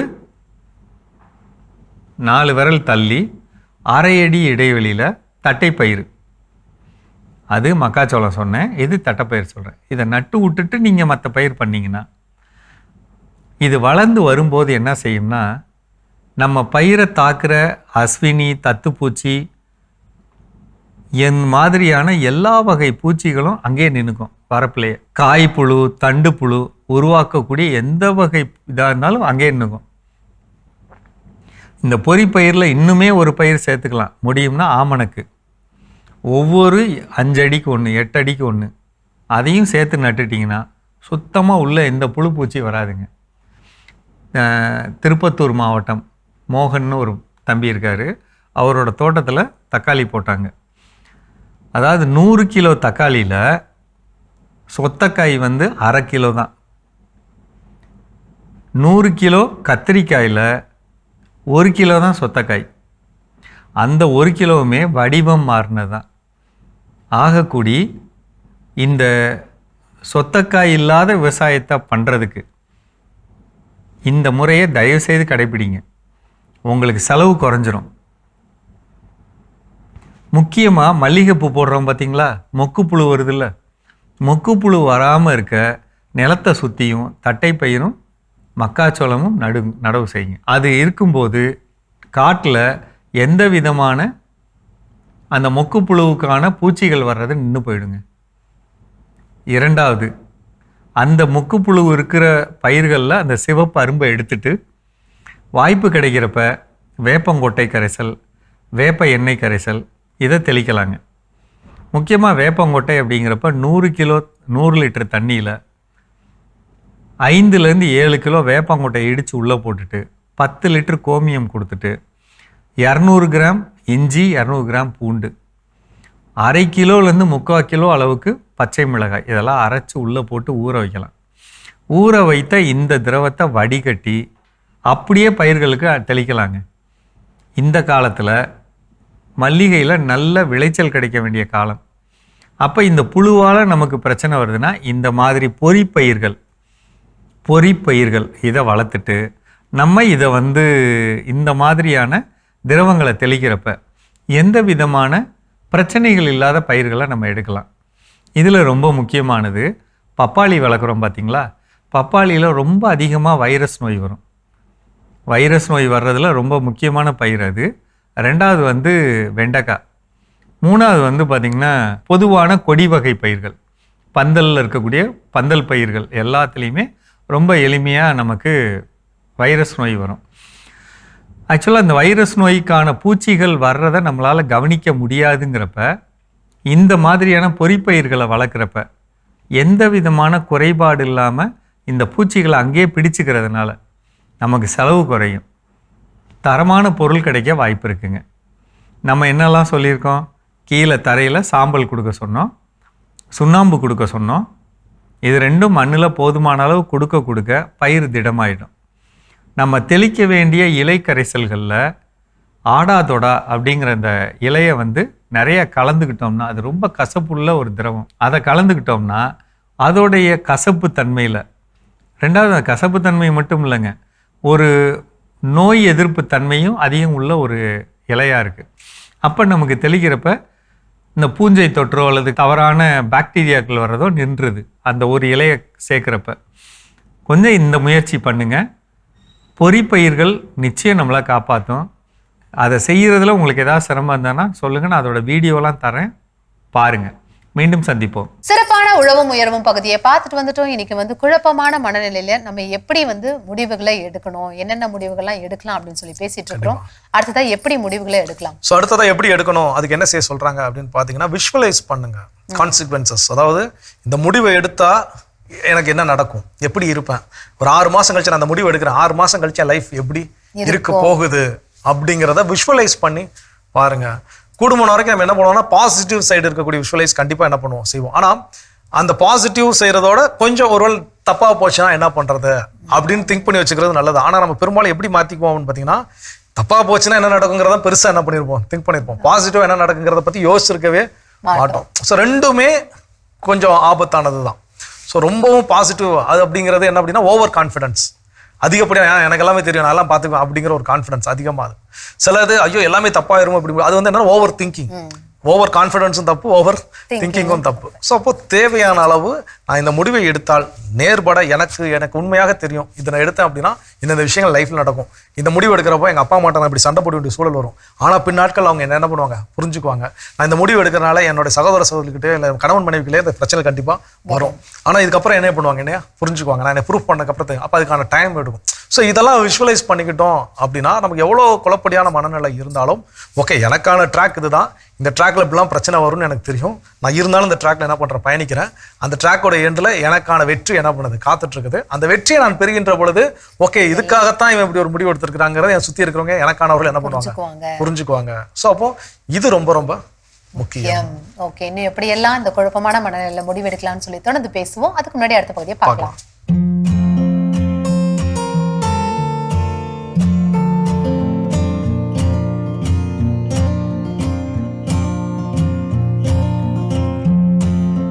அன்பான மாதா தொலைக்காட்சி நேயர்களுக்கு வணக்கம். இன்றைய நிகழ்ச்சியில நம்ம ஒரு டாபிக் என்னன்னா, ஆசன வாயில் வரக்கூடிய உபாதைகள், பிரச்சனைகள், நோய்கள். இது ஆண்களுக்கும் உண்டு, பெண்களுக்கும் உண்டு. இப்ப பைல்ஸ் பத்தி பார்த்தோம் நேற்று. இன்னும் என்ன பிரச்சனைகள் இருக்கு அப்படிங்கிறத நம்ம கிட்ட வர பேஷண்ட்லாம் நம்ம பார்த்துருக்கோம். இப்போ ஃபிஸ்டுலா, ஃபிஷஸ், இந்த மாதிரி பிரச்சனைகள். பயிற்சியும் ரொம்ப பேர் கஷ்டப்பட்டிருக்காங்க, அறுவை சிகிச்சை செய்தும் குணமாகாம. இப்ப இந்த ஆசனவாய் நோய்கள் வருடக்கணக்குல கவனிக்காம இல்ல ட்ரீட்மெண்ட் எடுத்தும் குணமாகாம கஷ்டப்படுறாங்க. சிலருக்கு இதுவே கேன்சராக கூட மாறுறதுக்கு வழி. ஆனா எல்லாருக்கும் அப்படி இல்லை. இருந்தாலும் நம்ம எக்ஸ்பீரியன்ஸ்ல எவ்வளவு பேஷண்ட்டை பார்த்துருக்கோம். அந்த நோய்களை பத்தி நம்ம பேசலாம் இன்னைக்கு. கண்டிப்பா. இப்ப ஆசன வாயில அப்படின்னு சொன்னா ஃபர்ஸ்ட் பாருங்க ஃபிஷர்ஸ் அப்படின்றது வரும். இந்த ஃபிஷர்ஸ் அப்படின்றது என்ன, மோஷன் போற இடத்துல பாத்தீங்கன்னா நம்ம இந்த தண்ணி இல்லாத நிலங்கள் நம்ம பார்த்துருந்தோம், அப்படியே வெடிச்சுட்டு இருக்கும், ட்ரை ஆகி எக்ஸசிவ் ட்ரை ஆகி வெடிச்சுட்டு இருக்கும். அந்த மாதிரி மோஷன் போற இடத்துல அப்படியே வெடிச்சிட்டு மைல்டு கிராக்ஸ் இருக்கும். இதுதான் ஃபிஷர்ஸ். இந்த ஃபிஷர்ஸ் வர்றதுனால என்னென்ன மாதிரி சிம்டம்ஸ் வரும் அப்படின்னா, ஃபர்ஸ்ட் அவங்க மோஷன் போகும்போது பயங்கரமா அறுத்துட்டு வரா மாதிரி ஒரு சென்சேஷன் இருக்கும். பயங்கரமா எரியும். நம்ம பாத்தீங்கன்னா நெருப்பள்ளி போட்டா எப்படி எரியும், அந்த மாதிரி புண்ணுல லைட்டா காரத்தை தூவுனா எப்படி எரியும், அந்த மாதிரி ஒரு பயங்கர எரிச்சல் இருக்கும். அதே மாதிரி மோஷன் போகும்போது மோஷனோட ஸ்ட்ரீக் பிளட் அப்படிம்பாங்க. ஸ்ட்ரீக் பிளட் அப்படின்னா அந்த மோஷனோட சைட்ல பாத்தீங்கன்னா பிளட் ஸ்டெயின்ஸ் அப்படின்றது அப்படியே பாத்தீங்கன்னா லைன் போட்ட மாதிரி பிளட் ஸ்டெயின்ஸ் இருக்கும். ஸோ இது வரும். இந்த ஃபிஷர்ஸ் யூஸ்வலா தனியா வர்றது இல்ல, பைல்ஸோட சேர்ந்து ஹெமராய்ட்ஸோட சேர்ந்து வர்றது அப்படின்றதா உண்டு. ரெண்டாவது பாருங்க நம்மளுக்கு ஃபிஸ்டுலா அப்படிம்பாங்க. ஃபிஸ்டுலா அப்படின்னா தமிழ்ல பௌத்திரம் அப்படிம்பாங்க. இது என்ன, இது ஒரு அப்நார்மல் ஓப்பனிங் அண்ட் அப்நார்மல் ஒரு கம்யூனிகேஷன் அப்படின்றது டெவலப் ஆகும். யூஸ்வலா இருக்க வேண்டிய இடத்துல ஒரு வழியோ துவாரமோ இல்லாம புதுசா ஒண்ணு உற்பத்தி ஆகிறது. இதைதான் ஃபிஸ்டுலா அப்படின்னு சொல்லுவாங்க. இந்த ஃபிஸ்டுலா பாருங்க ட்ரக்கியல் ஃபிஸ்டுலா, சுவாச குழல்ல ஏற்படுற ஃபிஸ்டுலா இருக்கு. ஈசோஃபேஜியல் ஃபிஸ்டுலா, உணவு குழல்ல ஏற்படுற ஃபிஸ்டுலா இருக்கு. அதே மாதிரி வெஜினல் ஃபிஸ்டுலா, பெண்களுக்கு பிறப்புறுப்புல ஏற்படுற ஃபிஸ்டுலா இருக்கு. ஆனா மோர் காமன் என்ன அப்படின்னா பெரிய அனல் ஃபிஸ்டுலா, மோஷன் போற இடத்துல ஏற்படக்கூடிய ஃபிஸ்டுலா ஸ்டக் தான் மோர் காமன். இந்த ஃபிஸ்டுலா ஸ்டக் வரதுக்கான மெயின் ரீசன் என்ன அப்படின்னா, ஃபர்ஸ்ட் டயபெட்டிக் இருக்கா அப்படின்னு பார்க்கணும். ரெண்டாவது பெண் இருப்பாளருக்குமே வரும். ஆமா. ரெண்டாவது எக்ஸசிவ் டிராவல். இந்த எக்ஸசிவ் டிராவல், நான்வெஜ், இதெல்லாம் ட்ரிகர் ஃபேக்டர்ஸ். டெய்லி நான்வெஜ் சாப்பிடுவேன், டெய்லி டிராவல் பண்ணுவேன், எக்ஸசிவ் ஸ்வீட் சாப்பிடுவேன், இதெல்லாம் ட்ரிகர்ஸ். மெயினா பாத்தீங்கன்னா அவங்களுக்கு ஒரு ஏதாவது ஒரு சர்ஜரி பண்ணி அதுல ஒரு கம்யூனிகேஷன் ஒரு டெவலப் ஆயிருக்கலாம், ஒரு ட்ராக். அப்படி இல்ல டயபெட்டிக் இருக்கா, கான்ஸ்டன்டா பாருங்க அவங்களுக்கு பாயில்ஸ் அப்படின்னு சொல்லுவாங்க. மோஷன் போற இடத்துல ஒரு கட்டி வரும். அந்த கட்டி கான்ஸ்டன்டா வந்து போகும். அதை சரியா கவனிக்காம விடுப்பாங்க, இல்லைன்னா ஐஎன்டி பண்ணிருப்பாங்க. அதை ஒரு பின்ல ஓட்ட போட்டு இல்ல டாக்டர் கிட்ட போயிட்டு ஒரு சின்ன ஒரு கட் பண்ணி அதுல இருந்து சீழ் எடுத்திருப்பாங்க. இது ஒரு காரணமா இருக்கலாம். இந்த மாதிரி நிறைய ரீசன்ஸ் இருக்கு. சரி, ஃபிஸ்டுலா வந்துடுச்சு அப்படின்னா அதுக்கு நிறைய உணவு முறைகள் அப்படின்றது இருக்கு இல்லைங்களா? ஜென்ரலா பாத்தீங்கன்னா இது சில மாதங்கள் கிடையாது, வருடக்கணக்குல இது சஃபர் பண்றாங்க. அப்போ அவங்க அகத்தின் அழகு முகத்தில் தெரியும். அது போல அந்த பேஷண்ட் நான் பாக்குறேன், ஒருத்தர் முகம் கூட ஃப்ரெஷ்ஷா இருக்காது. அந்த வலி வேதனை அப்படி இருக்கும், அப்படியே முகம் வாடி உட்கார கூட கஷ்டப்பட்டுட்டு எப்ப நம்ம அடுத்தது கூப்பிடுவாங்க, நம்ம தான் அடுத்த பேஷண்ட் அப்படி அவஸ்தைப்பட்டுட்டு காத்துட்டு இருப்பாங்க. இதுல என்னன்னா வலி வேதனை ஒரு பக்கம், பேட் ஸ்மெல் ஒரு பக்கம், உங்களுக்கு அதுல நீர் போல பஸ் போல இல்ல ரத்தம் சீல் கலந்து அந்த கசிவு வேற இருக்கும். அவங்க உட்கார்ந்தாலே பக்கத்துல எல்லாம் ஸ்மெல் தெரிய ஆரம்பிச்சிட்டோம். அப்போ அந்த வருத்தம் வேற அவங்களுக்கு இருக்கும். மனசும் வேதனை, உடலும் வலி, உட்கார கூட முடியாத ஒரு நிலைமை. அப்போ இவங்க வருடக்கணக்குல இதுக்கு ட்ரீட்மெண்ட் எடுத்து குணமாகாத நிலையில தான் நம்ம கிட்ட வராங்க. அப்போ நம்ம அவங்களுக்கு நல்ல தைரியம் சொல்லி ரொம்ப ஸ்ட்ரிக்ட் டயட் இருந்தா மாத்திரம்தான் இதெல்லாம் குணம் கிடைக்கும். குணம் ஆகாது கிடையாது, குணம் ஆகும். முக்கியமா ஸ்வீட்ஸே இவங்க எடுக்கக்கூடாது. இதுல ஆண் பெண் இருபாலருக்கும் இந்த பிரச்சனை வருது. பெண்களுக்கு வர்றதுக்கு ஒரு காரணம், முக்கியமான காரணம், இந்த டெலிவரி டைம்ல பெயின் எடுத்து குழந்தை அதிக நேரம் வலியோட பொறுக்காம கஷ்டப்படுற பெண்களுக்கு கூட இந்த நோயின் தாக்கம் அதிகமா இருக்கிறத நம்ம பார்த்துருக்கோம். அதனால இந்த பிரச்சனை ஆணுக்கும் பெண்ணுக்கும் இருக்கு. அங்கங்க ஹோல்ஸ் போட்டுட்டு வலி, வேதனை, எரிச்சல், கூட அந்த பசும் இல்லை நீர் கசிவு, பிளட் கசிவு, சில டைம் மோஷன் கூட அந்த கசியும். இந்த மாதிரி உபாதைகள் உள்ள பேஷண்ட்கள் தயவு செய்து பயப்பட வேண்டாம், தொடர்பு கொள்ளுங்க. ட்ரீட்மெண்ட் இருக்கு. இந்த மாதிரி சஃபர் பண்ண பேஷண்ட்லாம் ட்ரீட்மெண்ட் எடுத்து ரொம்ப நல்லா இருக்காங்க. தற்சமயமும் ட்ரீட்மெண்ட் எடுத்துக்கொண்டு இருக்கிற பேஷண்ட்டும் நான் பார்த்துட்டு இருக்கேன். அதனால இதெல்லாம் ஷையா ஃபீல் பண்ணாதீங்க. உங்களோட உபாதைகளுக்கு தீர்வு உண்டு. தொடர்பு கொள்ளுங்கள். மீண்டும் நாளை சந்திப்போம். நன்றி. அன்னை மரியே வாழ்க. அருமையான நம்ம ஒரு விதியம் பகுதி பார்த்துட்டோம். நிகழ்ச்சியோட நிறைவுக்கும் வந்தாச்சு. இன்னைக்கு நாள் நம்ம பேசிட்டு இருக்கிறோம், குழம்பிய மனநிலையில் இருக்கின்ற பொழுது நல்ல முடிவுகளை எப்படி எடுப்பது அப்படின்னு சொல்லி ஃபைனலா என்ன சொல்றாங்க? ஃபைனலா முடிவெடுங்க. அந்த முடிவை வந்து நீங்க ஓன் பண்ணுங்க அப்படின்னு சொல்றாங்க. ஓன் யுவர் டெசிஷன் அப்படின்னு. ஏன்னா இப்போதைக்கு ஒரு இடத்துல இருந்து இன்னொரு ஜாப் ஆஃபர் வந்துருச்சு, நம்ம மூவ் ஆகுறோம். அங்க போயிட்டு நிறைய புது விஷயங்கள் இருக்கு, நம்மளால கத்துக்க முடியுமா என்னன்னு தெரியாம ஒருவேளை நம்ம திணறோம் அப்படின்னாலும், நம்ம குடும்ப சூழ்நிலையினாலதான் இந்த ஜாபை வந்து நம்ம மாத்தணும், ஏன் நம்ம இப்படி மாத்திட்டோம் அப்படின்னு சொல்லி குடும்ப சூழ்நிலை இல்ல குடும்பத்துல இருக்கவங்க யார் மேலேயாவது ஒரு பழிய போட்டு நம்ம பிளேமை வந்து போடாம, நம்ம எடுத்த முடிவு, அந்த கம்பெனில என்ன மாதிரியான ஸ்ட்ரகிள்ஸ் நம்ம ஃபேஸ் பண்ணோம், அதனால தானே நம்ம இந்த முடிவு எடுத்தோம், இங்க இந்த ஃபினான்ஷியலா இவ்வளோ க்ரோத் இருக்கு, இதுக்காக நம்ம வந்திருக்கோம், புது விஷயங்களை நம்ம கத்துக்கலாம் அப்படிங்கிற மைண்ட் செட்டோட நம்ம அந்த விஷயத்தை டிராவல் பண்ணுமே தவிர, நம்ம அந்த எடுத்த டெசிஷனை ஒருவேளை முடிவு வந்து ஒழுங்கா இல்லை அப்படின்னும் போது அடுத்தவங்க மேல பிளேம் பண்ணாம டெசிஷனை வந்து ஓன் பண்ணுங்க. அது நல்லா போனாலும் சரி, இல்ல ஏதோ ஒரு பிரச்சனையில மாட்டிக்கிட்டாலும் சரி, ஓன் யுவர் டெசிஷன். கண்டிப்பா. எனக்கு இதை சொல்லும்போது ஒரு ஒரு 2-3 நாட்களுக்கு முன்னாடி நடந்த ஒரு நிகழ்வு. இதே மாதிரியே ஒரு குழப்படியான ஒரு மனநிலை, என்ன முடிவு எடுக்கிறது அப்படின்னு சொல்லிட்டு அப்போ ஃப்ரெண்டுகிட்ட ஃபோன் பண்ணி சும்மா கேஷுவலாக பேசணும். அப்படியே இந்த டாபிக் உள்ளேயும் வந்துச்சு. ஒரு மாதிரி வாய்ஸில் வந்து அந்த பழைய உற்சாகம் இல்லை, என்னாச்சு, ஏது பிரச்சனையா என்னங்கிறப்போ அப்போ கேஷுவலாக ஃப்ரெண்டுக்கிட்ட ஷேர் பண்ணியிருந்தோம். அப்போ சொன்னார், நீ இந்த முடிவை வந்து நீ எடுக்கல என்ன அப்படின்னா. நான் சொன்ன ஒரு முடிவை பற்றி பேசியிருந்தோம். அந்த முடிவு நான் எடுக்கல, ஃபேமிலிக்காக எடுத்த ஒரு முடிவு, இல்லை ஃப்ரெண்ட்ஸுக்காக இப்படிங்கிற மாதிரி நான் வந்து சொல்லியிருந்தேன். அப்போ இந்த முடிவு நீ எடுக்கல என்ன அப்படின்னா. இல்லை நான் எடுக்கல. நல்லா யோசித்து சொல்ல, இந்த முடிவு நீ எடுக்கவே இல்லையா? ஆமாம், அவங்களுக்காகத்தான் நான் எடுத்தேன் அப்படின்னு சொல்லி. உன்னால் உறுதிப்பட சொல்ல முடியுமா இதை உன் குடும்பத்திற்காக மட்டும்தான் அந்த முடிவு எடுத்தேன் அப்படின்னு ஒரு. அப்போ கொஞ்சம் அவன் கேள்வி கேட்க ரீகால் பண்ணுறப்போ, இல்லை ஏதோ ஒரு விஷயத்தில் நான் அக்செப்ட் பண்ணியிருக்கிறேன். ஸோ அப்போ அவன் வந்து ரிவீல் பண்ண ட்ரூத் என்ன அப்படின்னு பார்த்தீங்கன்னா, இன்றைக்கி நம்ம சில காரணங்கள் சொல்கிறோம். இந்த முடிவு எடுத்தது நான் எடுக்கல, எங்கள் அம்மா அப்பா எடுக்க சொன்னாங்க, இந்த கோர்ஸ் நான் படிக்க விரும்பல, எங்கள் அம்மா அப்பா படிக்க சொன்னாங்க, இல்லை இந்த டிசிஷன் வந்து என் மனைவி எடுக்க சொன்னாங்க, என் கணவர் எடுக்க சொன்னார் அப்படின்னு நம்ம நிறைய பேர் என்ன பண்ணுறோம், ஒரு காரணமாக சொல்லிட்டு இருக்கிறோம். ஆக்சுவலாக அதுக்குள்ளே போய் ஆராய்ந்தா அந்த ரூட் காஸ் நாம முடிவு எடுக்காமல் எந்த ஒரு விஷயம் நம்ம லைஃப்ல நம்ம செய்யறதே கிடையாது. யாராக இருந்தாலும் சரி, அது நானாக இருந்தாலும் நீங்களாக இருந்தாலும் நிகழ்ச்சி அன்பராக இருந்தாலும், நம்ம நீங்கள் லைஃப்ல ஒரு விஷயத்தை செஞ்சுட்டு இருக்கிறோம்னா அதில் வந்து நம்மளுடைய முடிவு, நான் மனசு வச்சா மட்டும்தான் அதை நான் என்ன பண்றேன், செய்யறேன்.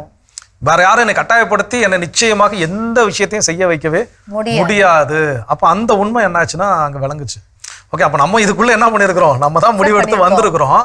ஆனா இன்னைக்கு என்ன பண்றோம், ஏதோ ஒரு சில பிரச்சனை அப்படின்னு நம்ம பழியத்துக்கு யார் மேல போடுறோம், இன்னொருத்தர் மேல என்ன பண்றோம், போட்டுட்டு இருக்கிறோம். அப்பா அம்மா மேல போடுறோம், இல்ல சகோதர சகோதரிகள் மேல போடுறோம், இல்ல நண்பர்கள் மேல தூக்கி போடுறோம். நீ சொல்ல போய் தான் அந்த முடிவு என்ன பண்ண எடுத்தேன்லாம் என்ன பண்றோம் சொல்லிட்டு இருக்கோம்.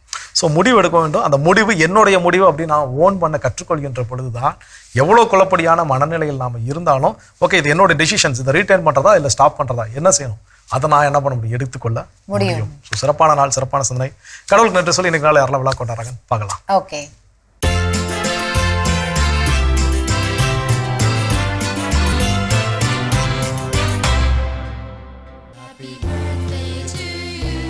மாதா தொலைக்காட்சியில் பணிபுரியும் சகாய ராணி இன்று தனது பிறந்த நாளினை கொண்டாடுகிறார். இவரை வாழ்த்துபவர்கள் குடும்பத்தினர், உறவினர்கள், நண்பர்கள் மற்றும் மாதா தொலைக்காட்சி குடும்பத்தினர்.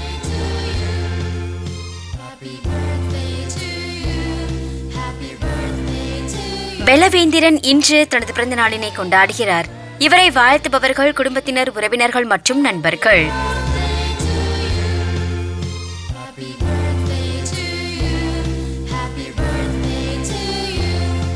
ஆண்டனி ரியோஸ் இன்று தனது பிறந்த நாளினை கொண்டாடுகிறார். இவரை வாழ்த்துபவர்கள் அப்பா, அம்மா, குடும்பத்தினர், உறவினர்கள் மற்றும் நண்பர்கள்.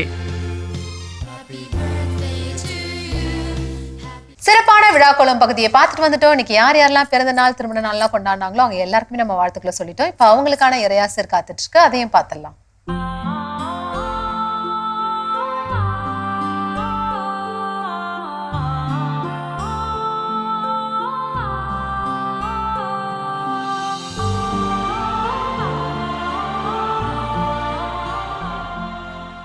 என் அன்பிற்கினிய மாதா தொலைக்காட்சி நேயர்களே, உங்கள் அனைவருக்கும் ஆண்டவர் இயேசுவின் இனிய நாமத்தில் என் அன்பான காலை வணக்கத்தை தெரிவித்துக் கொள்கிறேன். இன்றைய நாளுக்கான இறை வார்த்தை தொடக்க நூல் 12:2. உன்னை நான் பெரிய இனமாக்குவேன், உனக்கு ஆசி வழங்குவேன், உன் பெயரை நான் சிறப்புறச் செய்வேன், நீயே ஆசியாக விளங்குவாய். இந்த இறை வார்த்தை கடவுள் ஆபிரகாமுக்கு கொடுத்தது. ஆபிரகாம்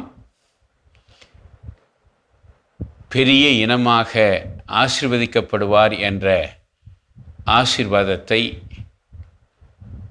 கடவுள் அவருக்கு கொடுக்கிறார்.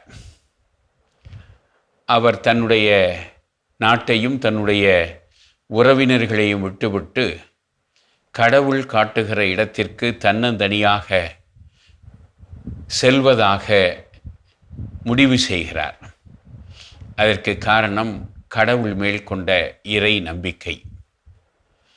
அவருடைய இறை நம்பிக்கை அவரை கைவிடவில்லை. அவர் கானான் நாட்டிலே குடியேறி பெரிய இனமாக மாறியது மட்டுமல்ல, இன்று வரைக்கும் அத்தகைய பெரிய இனத்தினுடைய தந்தையாக அவர் போற்றப்படுகிறார். இறை நம்பிக்கையின் தந்தை, ஃபாதர் ஆஃப் ஃபெய்த் என்று அழைக்கப்படுகிறார்.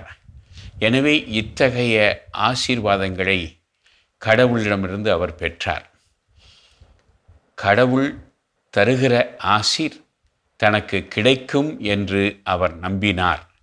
அதுதான் மிக முக்கியம்.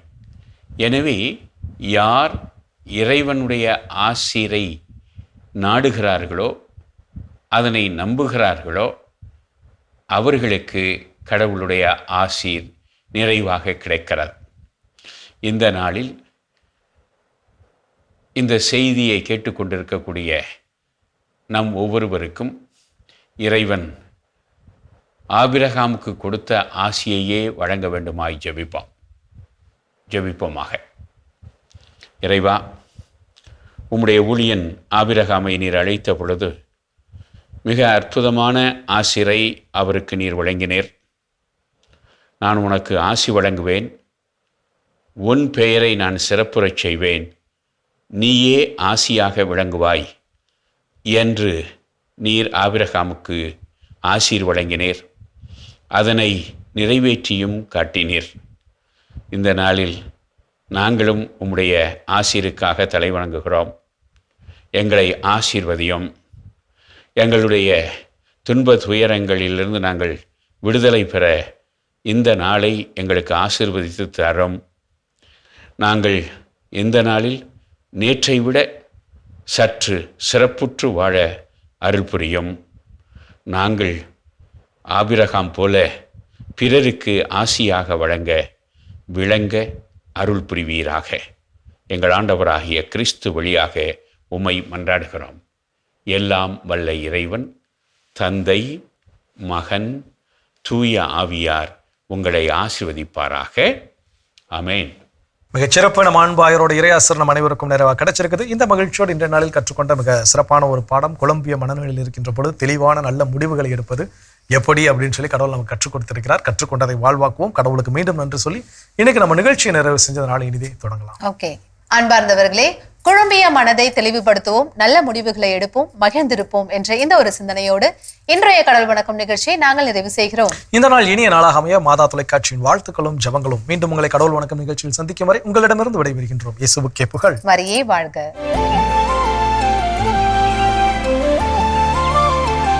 நீ ஆர்ட்ஸ் தானடா படிச்ச, எப்படி ஐடில வேலை பார்க்குற? எந்த டிகிரினாலும் பரவாயில்லண்ணா. சென்னையில் இருக்க எஸ்எல்ஏ ஐடி ட்ரைனிங் இன்ஸ்டியூட் தான் நான் ட்ரைனிங் எடுத்தேன். மாதம் 30,000 சம்பாதிக்கிறேன். சூப்பர்டா. For IT training and placement, contact 8870767784.